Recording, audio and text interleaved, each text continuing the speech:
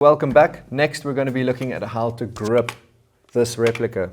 Obviously you might think it looks like a rifle, it can be gripped like a rifle. You are correct.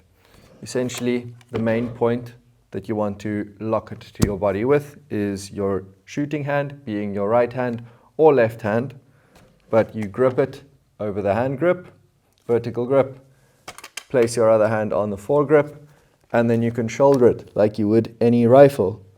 There are a few little extra bits on this. As you can see here on the buttstock itself, we have this wire piece here. You might wonder what that's for.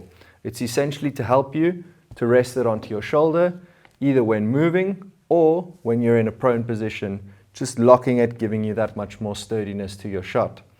To open it up, you just grab it and fold it up and out. And this part here can now rest nicely on top of your shoulder.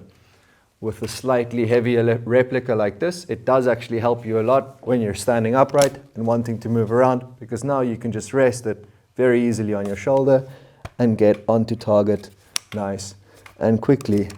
Now to swap sides, left hand onto the grip, same way, and then you can just grip it this way if you are left-handed. Bear in mind, if you're left-handed, the safety direction is still the same as if you were right-handed. So to push it to fire, it would now mean push it with your thumb, ready to fire, and push it with your index finger to put it onto safe. This is essentially how to grip it.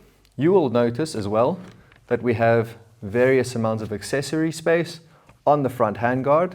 So adding vertical foregrips, angled foregrips, flashlights, bipods even are quite easy onto this rail here. And that pretty much completes how to grip this.